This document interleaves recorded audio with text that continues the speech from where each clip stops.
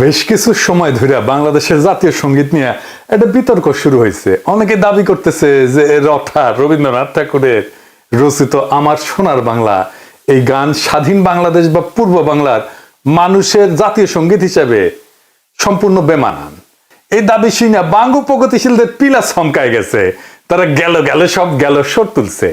এক বাঙ্গু প্রগতিশীল সজিদা খাতুন তার পরলোক গমনের পর তার শেষকৃত্যে রবীন্দ্রসঙ্গীত দিয়ে সম্পন্ন করেছে।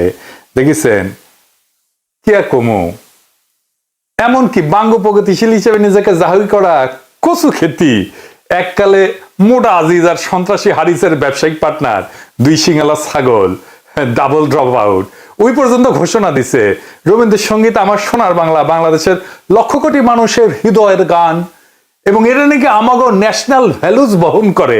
হ্যাঁ, হালাই ন্যাশনাল ভ্যালুজ বুঝে। হ্যাঁ, খুব বুঝা ফেলিছে ন্যাশনাল ভ্যালুজ। শালা double drop out national values বাপ রে বাপ। হ্যাঁ, ডাবল ড্রপ আউটের ইতিহাস জ্ঞান এমনিতেই হাস্যকর ভাবে কম, অথচ এই ডাবল ড্রপ আউট কয়েকদিন আগে আল্লামা ইকবালের নামে ঢাকা বিশ্ববিদ্যালয়ের হল নামকরণের দাবিতে খুব দয়া কইছিল মীর জাফরের নামেও হল করা উচিত। আল্লামা ইকবাল উপমহাদেশের মুসলমানদের মধ্যে সর্বশ্রেষ্ঠ দার্শনিক, যাকে বিংশ শতাব্দীর অন্যতম গুরুত্বপূর্ণ মুসলিম দার্শনিক হিসেবে প্রাচ্য এবং পাশ্চাত্যে উভয় জায়গাতে বিবেচনা করা হয়।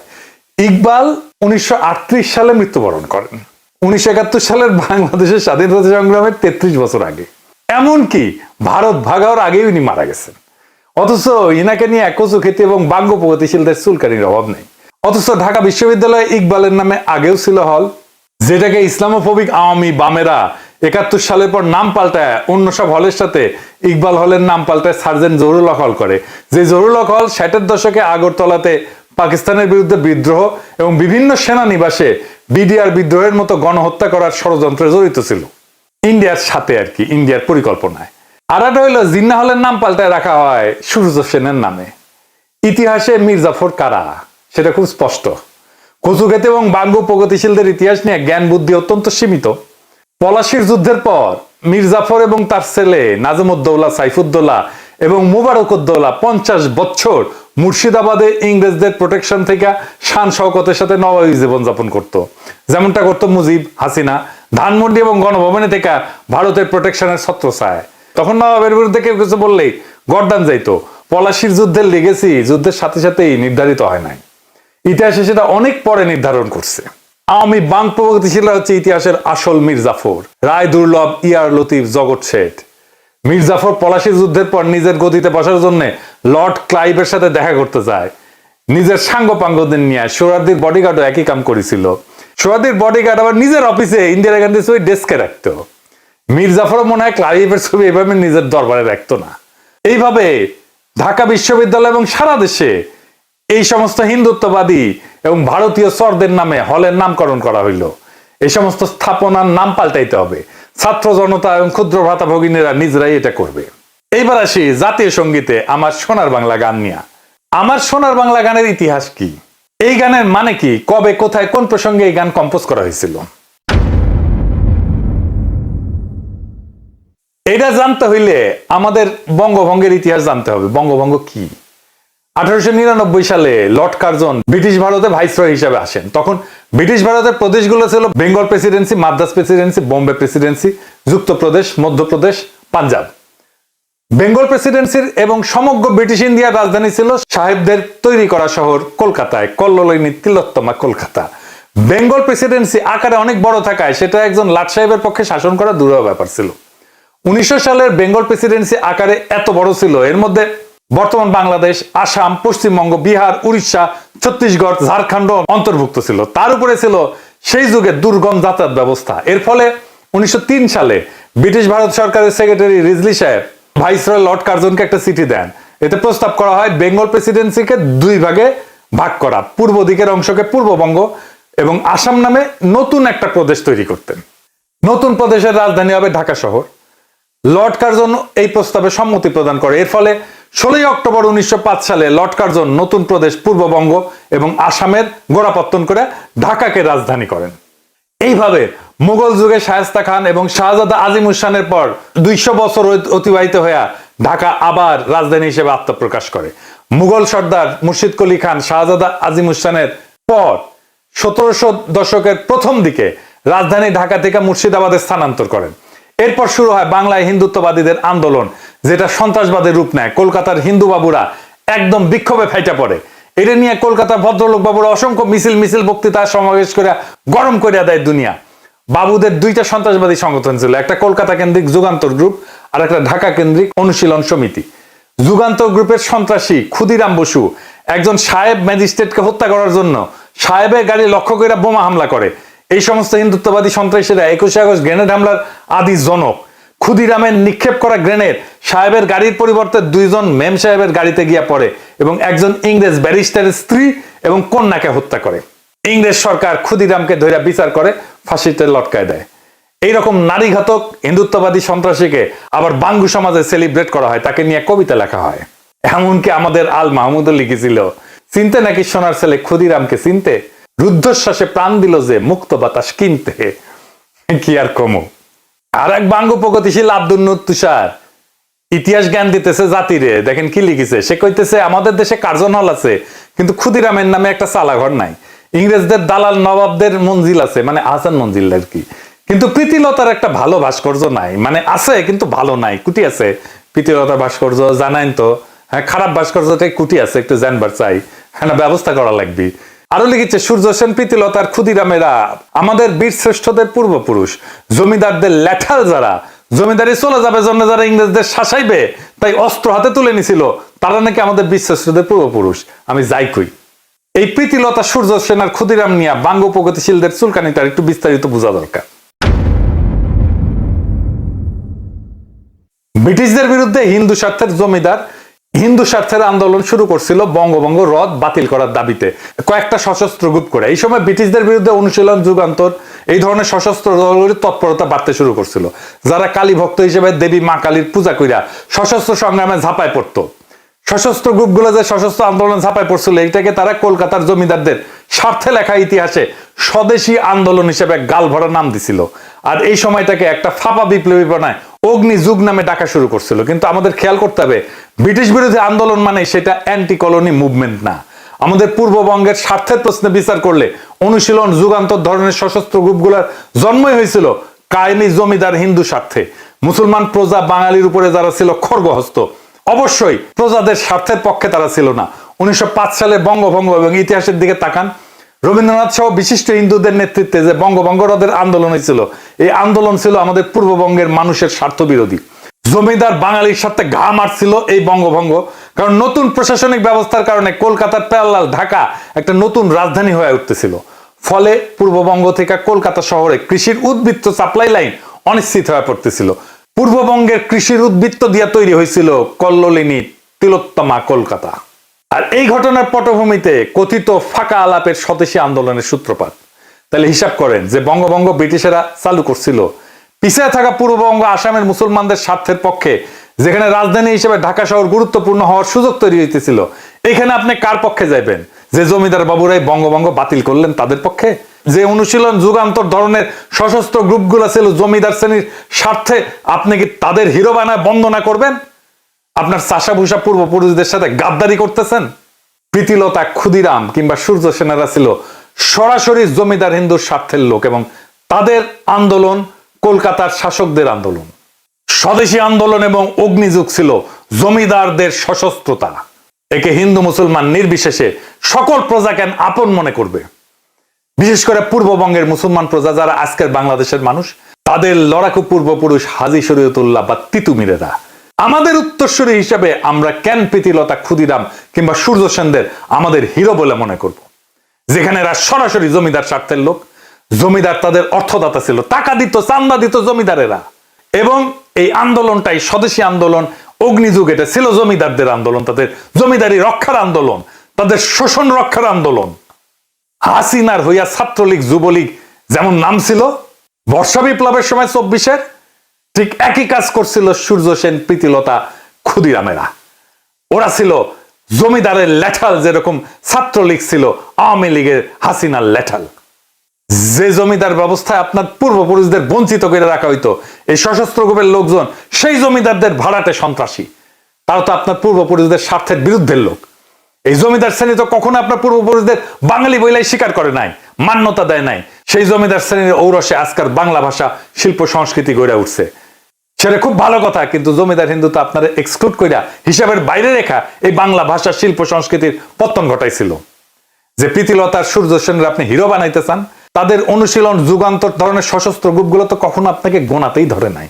আপনি তো মুসলমান হলে ঢুকতেও পারতেন না অনুশীলন যুগান্তরে। শুধু তাই না, এরা তো আপনারই স্বার্থ বিরোধী, সাধারণভাবে ঢাকাকে রাজধানী করার বিরোধী একটা আন্দোলন ছিল। চান্স পাইলে এরা প্রীতিলতা, ক্ষুদিরাম কিংবা সূর্য সেনদের নিয়ে আপনার তথাকথিত প্রগতির কাঁচা আবেগ টক বগায় ফুটতে থাকে। সূর্য সেন, ক্ষুদিরাম, প্রীতিলতার নামে কোনো স্মারক বাংলাদেশে থাকবে না। এই বঙ্গভঙ্গ বিরোধী আন্দোলন নিয়ে রমাপ্রসাদ ভাস্কর একটা প্রবন্ধ লিখছিলেন। প্রবন্ধটার নাম বঙ্গভঙ্গ এবং রামেন্দ্র সুন্দর ত্রিবেদী। এই প্রবন্ধে সে আন্দোলনে রবীন্দ্রনাথ ঠাকুর ওরফে রঠার ভূমিকার বিস্তারিত বর্ণনা আছে।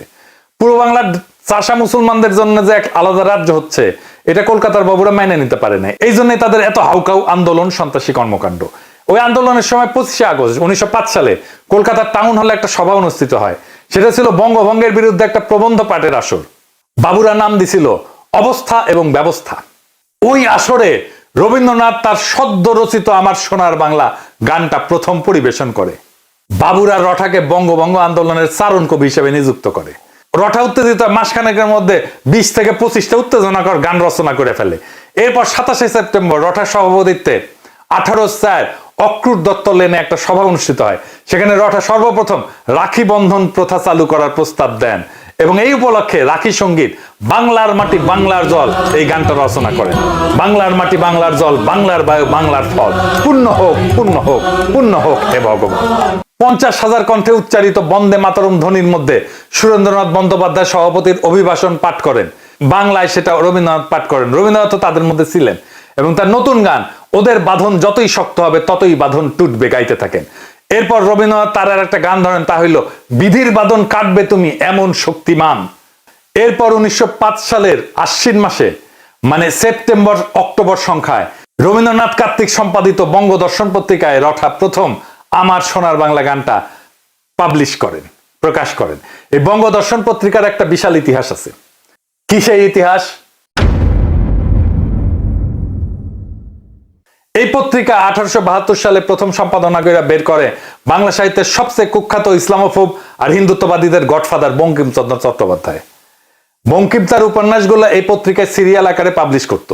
এইখানে 1882 সালে ধারাবাহিকভাবে প্রকাশিত হয় বঙ্কিমের উপন্যাস আনন্দমঠ। এই আনন্দমঠে বঙ্কিম হিন্দুত্ববাদীদের জাতীয় সঙ্গীত বন্দে মাতরম প্রথম কম্পোজ করে প্রকাশ করেন। পুরা উপন্যাসের বিষয়বস্তু হচ্ছে মুসলিমদের খেদানো। পুরা পত্রিকাটা ছিল ইসলামোফোবিয়ার একটা পাত্র। এইখানে 1884 সালে বঙ্কিম আরেকটা প্রবন্ধ প্রকাশ করে বাংলার কলঙ্ক নামে। মুসলমানদের গালিগালাজ করাই ছিল সেই প্রবন্ধের মূল থিম। এরকম বহু লেখা প্রকাশিত হয় এই পত্রিকাতে। পুরা কলকাতার ভদ্রলোক সমাজে এই পত্রিকা গোগ্রাসে গিলত। তাদের ওয়ার্ল্ড ভিউ প্রচার করছে এইটা। রঠা ছোটবেলাতে গোগ্রাসে এই সমস্ত গল্প গিলত। রঠার নিজের মুখেই শোনেন তার আত্মজীবনীতে কি লিখেছে। অবশেষে বঙ্কিমের বঙ্গদর্শন আসিয়া বাঙালির হৃদয় একেবারে লুট করিয়া লইল।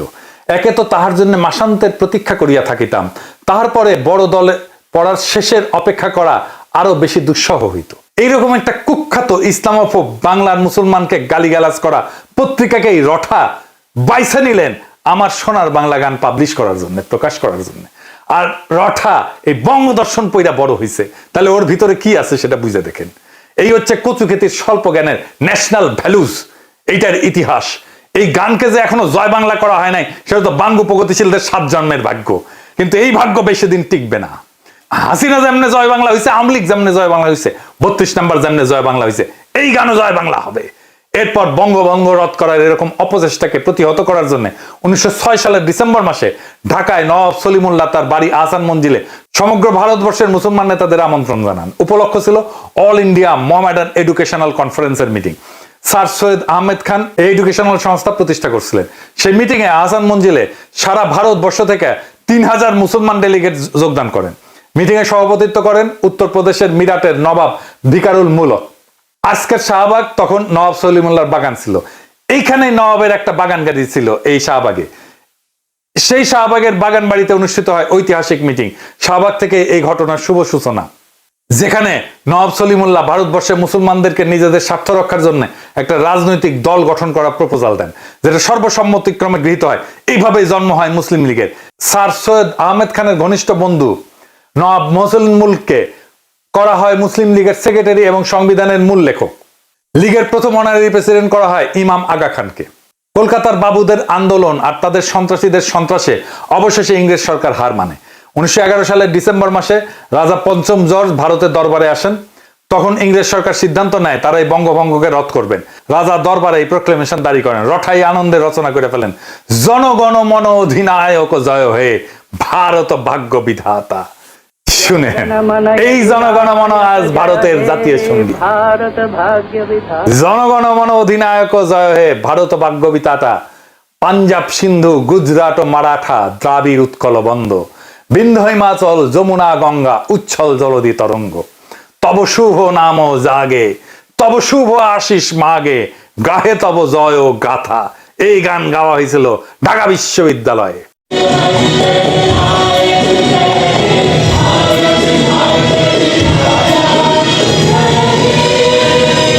রটা নিয়ে একটা মজার গল্প শোনাই। রটা কিন্তু মেয়েলি ভয়েসে কথা কইতেন। এটা নিয়ে প্রখ্যাত সাহিত্যিক সাংবাদিক আবুল কালাম শামসুদ্দিনের একটা ঘটনা আছে উনার আত্মজীবনীতে, অতীত দিনের স্মৃতি বইতে। আবুল কালাম শামসুদ্দিন তার বন্ধু কাজী নজরুল ইসলামের সাথে সত্যেন্দ্রনাথ দত্তের মৃত্যুতে আয়োজিত একটা স্মরণ সভায় গেছিলেন। সেখানকার অভিজ্ঞতা শুনেন। যথাসময়ে সভা মঞ্চে আপন আসন থেকে রবীন্দ্রনাথ উঠে দাঁড়ালেন। হঠাৎ নারী কণ্ঠ শুনে চমকিত হলাম। কোথা থেকে নারী কণ্ঠের কবিতা আবৃত্তি ভেসে আসছে বুঝতে না পেরে চারিদিকে চাইতে লাগলাম। মনে হলো সভা মঞ্চ থেকে স্বর ভেসে আসছে।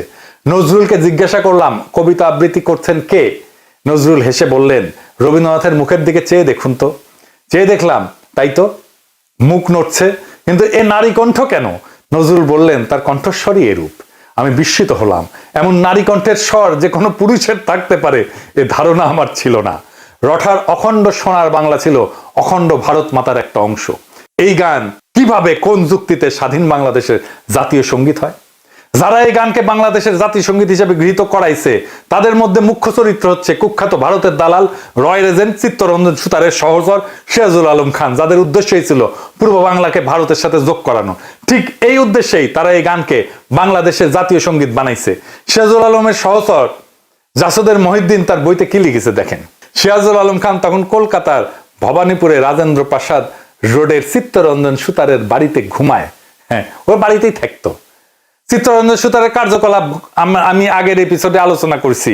সুতার বাংলাদেশেও রয়ের ফান্ডিং নিয়ে সশস্ত্র বঙ্গভূমি আন্দোলন করছিল। এই সুতার 71 সালে ইন্দিরা গান্ধীকে বারবার বলছিল ভারত মাতা যেন বাংলাদেশকে সম্পূর্ণভাবে নিজের সাথে যুক্ত করিয়া পশ্চিম বাংলার সাথে যোগ করে রবীন্দ্রনাথের অখণ্ড সোনার বাংলা প্রতিষ্ঠা করে। জাতীয় সঙ্গীতের সিদ্ধান্ত সিরাজুল আলম খান কিভাবে নেয় সেটা এখন শুনেন। 2রা মার্চ বিকালে সিরাজুল আলম খান ইকবাল হলের ক্যান্টিনে ছাত্রলীগের একদল নেতা কর্মীকে নিয়ে বসলেন। কিছু কিছু বিষয়ে দ্রুত সিদ্ধান্ত নেওয়ার দরকার ছিল। তিনি কিছু একটা বলছেন আর কেউ একজন নোট নিচ্ছেন। তিনি বললেন, জাতীয় পতাকা কেমন হবে?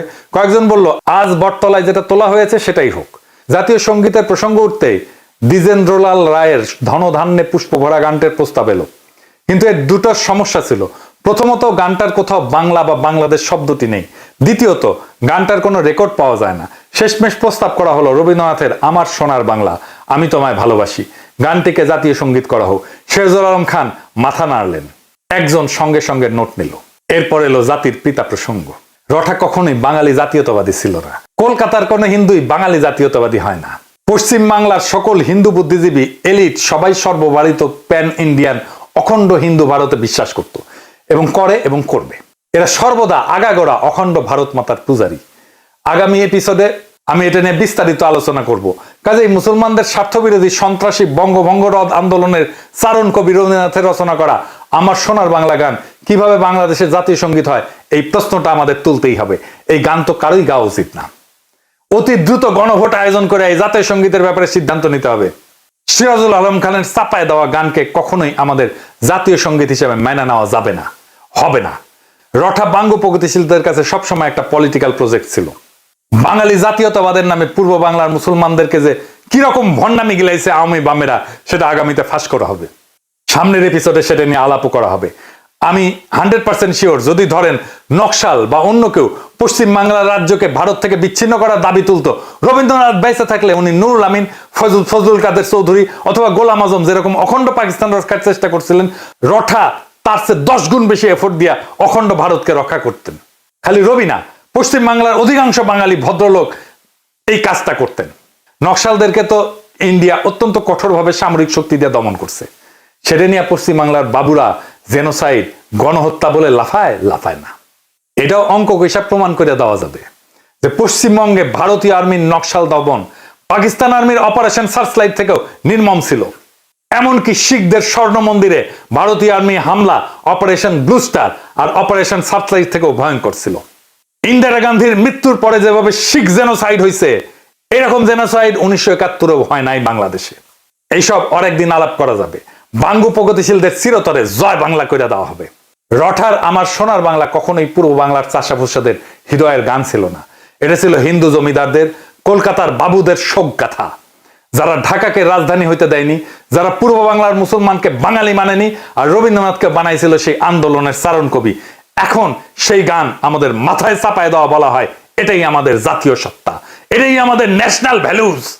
কিন্তু ইতিহাস বদলায়, বাতিলের খাতা থেকে উঠে আসে নতুন সত্য। পূর্ব বাংলার চাষাভুষা মেহনতি মুসলমান যারা একদিনে গান গাইতে বাধ্য ছিল, আজ ইতিহাস আপনাকে প্রশ্ন করতেছে আপনি কার শোকগাথা গাইতেছেন আপনার জাতীয় সঙ্গীত হিসেবে। তারেক রহমান আর বিএনপিকেও বলতে হবে কেন তারা রঠার গান জাতীয় সঙ্গীত হিসেবে পাইয়া গর্বিত। গর্বটা কোথায়? বাংলাদেশের সাধারণ চাষাভুষা মুসলমানের স্বার্থভঙ্গ কি তাদের গর্ব? জাতীয় সঙ্গীত হইতে হবে সেই গান যার জন্ম নেয় মুক্তির জন্য, প্রজার হৃদয়ে শোষণের বিরুদ্ধে দাঁড়ায়।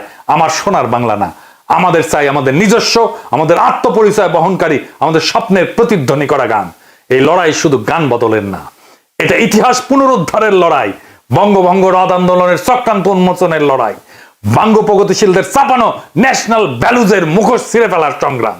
এখনই সময় আসছে রঠার লেখা ইতিহাসের বদলে নিজের কলমে নিজের ইতিহাস লেখার, নিজের কলমে নিজের জাতীয় সঙ্গীত লেখার, নিজের কলমে নিজের গৌরবের ইতিহাস লেখার, বাংলাদেশের ভূখণ্ডের এই জনগণের সত্যিকারের জাগরণের ইতিহাস লেখার। এইবার সময় আসছে আমার সোনার বাংলাকে বিদায় জানানোর। নতুন স্বাধীনতার পরে আসবে নতুন জাতীয় সঙ্গীত। জয় হোক চাষাভুষার, জয় হোক ইতিহাসের, জয় হোক জনগণের মুক্তির। আমাদের